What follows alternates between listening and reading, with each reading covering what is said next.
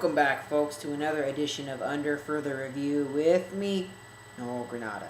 In these segments, I'll be giving you a quick look at each team going into the 2013 season. I'll be talking about last season, the off-season, my favorite picks from the draft, player positions, and can they make the playoffs. Today on my board, I have the Cleveland Browns. Let's quickly look at what happened last year. They went 5-11. They didn't make the playoffs. Pat Shurmur is fired as head coach. Trent Richardson had a decent year as a rookie, but had 2 broken ribs for the most part. And the offense ranked 25th, and on defense they ranked 23rd.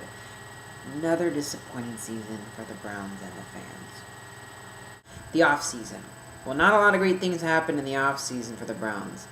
From the scandal from Jimmy Haslam to the new head coach of Rob Chudzinski, there's just been a lot of distractions and negative and rebuilding once again. Well, Chudzinski marks the 4th head coach in just 6 years.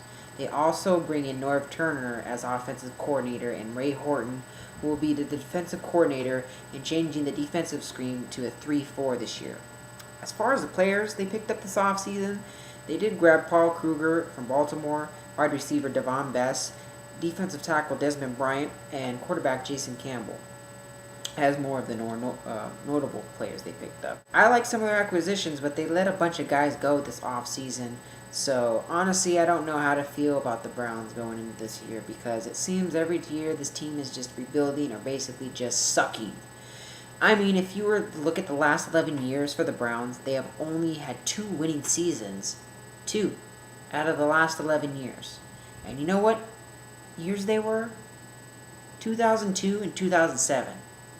So, the biggest question for me this season is, can this team win more than 5 games? My favorite picks from the draft. Well, I thought the draft for the Browns was a little weak, honestly, mostly for the fact that they only had 6 choices. But I think they were solid for their first 2. They drafted outside linebacker Barkevious Mingo from Louisiana in the first round, and I like that pick a lot.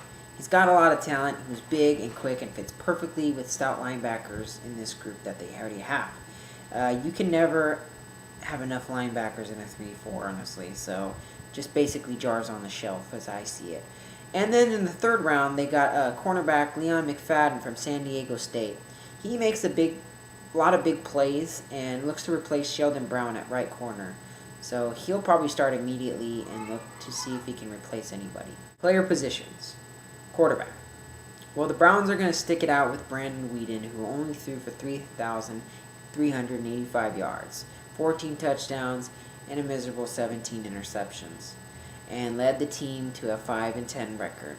Now, I'm not really sold on this guy, who's already turning 30 this year in October, and he's dealing with a new coach now, so I honestly don't know what to expect from Weeden this year. The info that I have is that this offense that Norv Turner wants to run can apparently suit him better than the offense that they were running last year, so we'll see. Backups this year will be Thaddeus Lewis and Jason Campbell, who they just picked up. Running backs. I like Trent Richardson a lot. Not only did this beast play with 2 broken ribs, he rushed for 950 yards and 11 touchdowns in his rookie season. I think he could even be better this year, as long as he's healthy, which it appears to be happening already. So, backing him up will be Montario Hardesty, who is a bit quicker than Richardson, but lacks the power that Richardson has. They also have Chris Obonaya, if I'm saying that right, and Owen Marsick as depth. So, this seems to be a very stout group of running backs. Wide receivers. Well, this is a very young group of guys starting out with starters Josh Gordon and Greg Little. They were both pretty productive in the pass offense, which ranked 19th in the league. I like the pickup of the receiver Devon Bess, who should be battling for a 3rd spot against David Nelson, probably around the slot position. And Jordan Cameron will probably start at tight end. I think this is a great group of receivers the Browns have put together, and I can sense big things probably can happen to this unit this year. Offensive line. Now, the best thing about this offense last year is the line. The line has just been solid for the Browns and tackles Mitchell Schwartz, Joe Thomas, guards John Greco, Sean Laveau, and John Pinkston, and center Alex Mack will be starting this year somewhere. So depth is just no issue with this line, and these guys have been staying healthy, so I can see the line only getting better as the years go on. Defensive line. Since the Browns are switching to a 3-4, they go into the season with nose tackle Phil Taylor as the anchor, and then ends Athba Rubin and free agent Desmond Bryant. I like this line for the fact that Bryant can get pressure on the QB. Rubin is consistent in his play, and Taylor is probably the strongest lineman in this group. I can only see positives. Linebackers. I also like this group of linebackers heading into the season. They have two studs already in DeQuell Jackson and Paul Kruger. Craig Robertson was an undrafted rookie who has just had an amazing amount of success last year and is a clear favorite as a starter. And then they've just drafted another stud, it looks like, in Barkevius Mingo. This could turn out to be one dangerous unit on the Browns. So my biggest concern is who's backing up these guys. They don't really have a lot of depth here, so they are going to need a lot of play out of this group to stay healthy. Secondary. Well. Here is the biggest problem with this defense from last year. The secondary. Let's see. 27 touchdown passes allowed last year.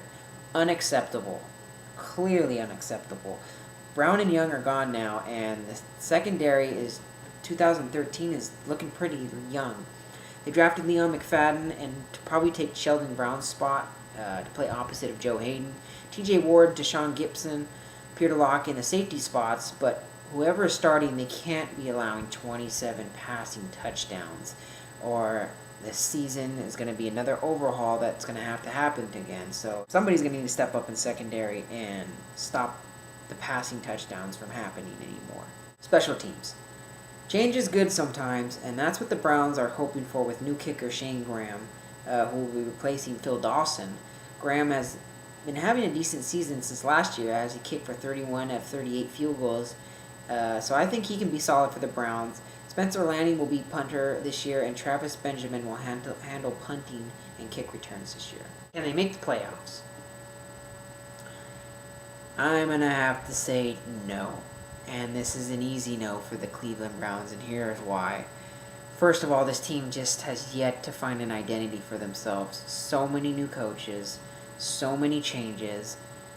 I mean, I'm hoping that this is a team that's heading in the right direction, though. I just can't believe for 5 straight years, they have not surpassed the 6-game winning mark at all. So even though things seem to be heading in the right direction, they really need to prove to me, because history has shown this team cannot get it done over and over each year. They have already an aged QB in Whedon, who really needs to step up and bring his A game to this offense that seems to be suited best for Whedon. I just see this kind of being I don't know. I really don't know. Whedon is just going to be on the cutting block if that means yet again having to invest in another quarterback if he can't get it done this year. So, and that's really it. I mean, there isn't much to say because there's so much change and inconsistency with the Cleveland Browns that keep on happening. I want to talk about their schedule. I just don't know. I don't know what team the Browns are going to be putting on the field for this year, other than the fact that Richardson is the only reason to watch Browns games. If you want to really give the fans something to be excited for this year and going into the next year, you gotta win games, Cleveland. Start winning some games here. Get it done, and please do better than win 5 games. For me. And for your fans. Give your fans some hope again and to be proud to wear the brown and orange. Otherwise, you guys will suck, and I will not support you in anything if this goes on for a 6th straight season. You need to get it done.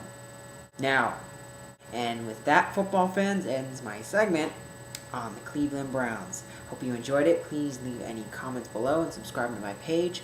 The next team I'll be taking on is the Pittsburgh Steelers. See you later, folks.